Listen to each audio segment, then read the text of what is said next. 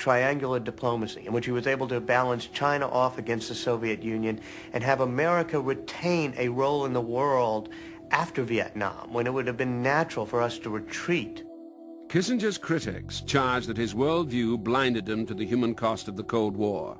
Recently released documents reveal episodes in Indochina, Indonesia, and Chile, where Kissinger may have needlessly sacrificed human lives to pursue strategic goals. That this man could operate at such a horrible level and not get exposed for year after year after year after year, how many people came out against him, is an embarrassment to my profession.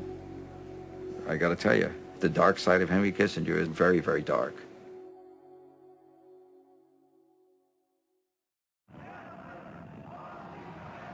Born in Fürth, Germany in 1923, Henry Kissinger was 10 years old when the Nazis came to power.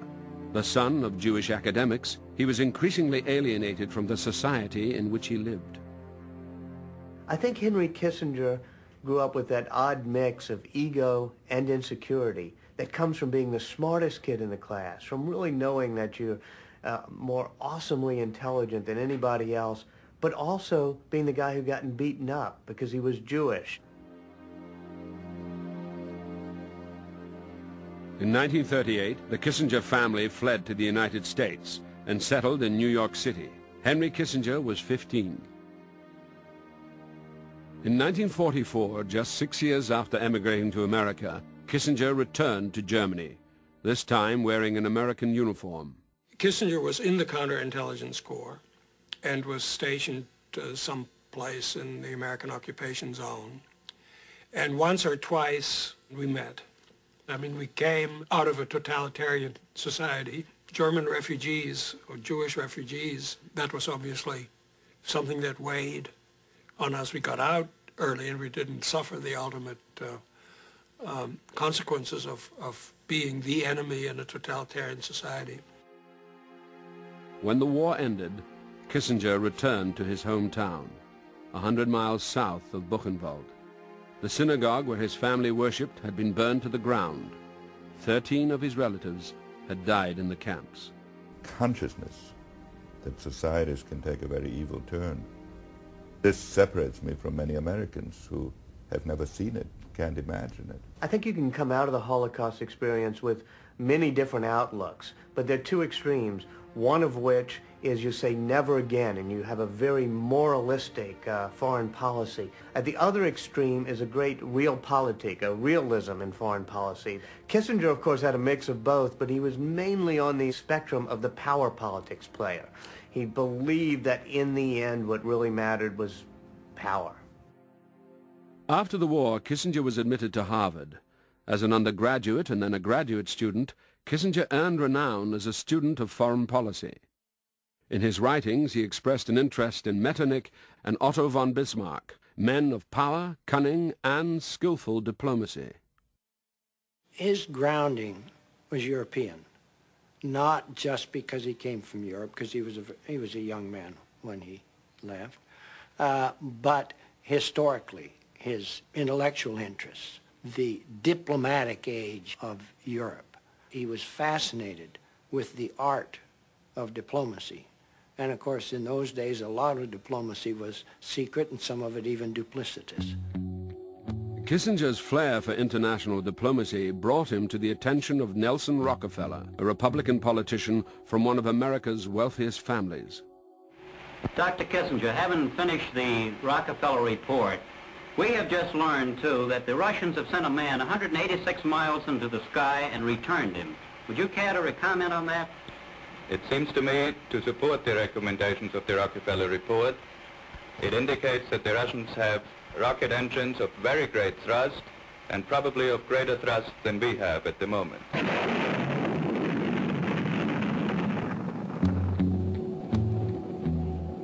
In 1957, Henry Kissinger published a book called Nuclear Weapons and Foreign Policy, in which he argued for a bomb shelter in every house and a doctrine of limited nuclear war.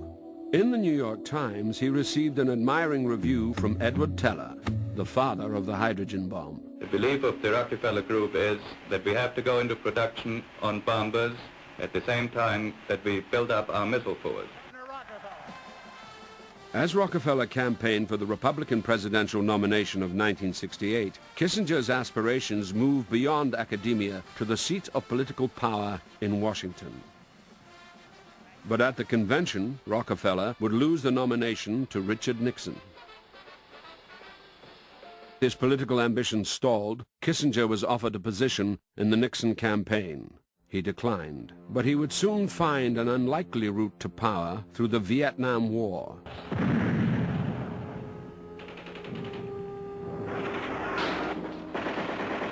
No account of the Indochina Wars is complete without the name of Henry Kissinger. It's one of those occasions where the will to power of an individual really counts as a historical fact. By 1968, Kissinger had visited Vietnam 3 times and had become an advisor to the Johnson administration. His impression was that the war was unwinnable, but that a withdrawal of U.S. forces would damage American credibility. Accordingly, I shall not seek. To devote his full attention to finding peace in Vietnam, President Johnson decided not to run for re-election in 1968. As your president. Johnson's withdrawal left Vice President Hubert Humphrey to face Richard Nixon. Nixon promised that if elected, he would bring an honorable and just end to the war. I would not use atomic weapons in Vietnam. I would not invade North Vietnam. And incidentally, I would not invade any of the other countries in the area of Vietnam. In Paris, representatives of the Johnson administration were negotiating with the North Vietnamese in an effort to end the war. We had been in Paris since May of '68, and we got nowhere, because in retrospect, there was only one issue. Was the United States going to get out and be defeated? And nobody was prepared to say, yes, we've lost the war, it's over. Kissinger was an advisor to the negotiators who were authorized to provide him with privileged information. Kissinger was in Paris in September of 1968. I thought he was intelligent, charming, and just a good companion. But what Davidson and other members of the Johnson team did not know was that on September 10th, Kissinger had contacted the Nixon campaign by telephone. We certainly did not know it. Kissinger shared his analysis of what was happening with them, and he was probably by far the most brilliant mind available to them and the most sophisticated analyst. Nixon, as it were, recognizes talent when he sees it. He doesn't like Jews. He doesn't like intellectuals, but he loves Henry Kissinger, because Kissinger knows what to do without being told.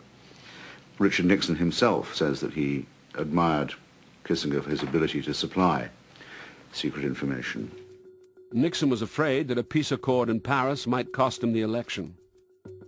Kissinger notices something. Richard Nixon is prepared to undercut Mr. Johnson and Mr. Humphrey, the president and vice president, and their negotiations in Paris. Kissinger had a very conspiratorial and sometimes manipulative character. He really liked to please various sides. He liked to ingratiate himself. And in the Paris peace talks, he was willing to talk to both the Johnson-Humphrey camp as well as the Nixon camp. Kissinger told the Nixon campaign that the Johnson team was close to an agreement with North Vietnam. Until the deal was final, the Johnson team wanted to keep the negotiations secret from South Vietnam. But Nixon had opened a secret channel of communication with South Vietnamese President Pt2. The go-between was Anna Chenot. Information, information, information. And knowing that I travel to Asia quite frequently, messages to South Vietnam always gone through me. In late September, Kissinger returned to Harvard. As the election approached, he kept in contact with both the negotiators in Paris and with members of the Nixon campaign. He was getting information from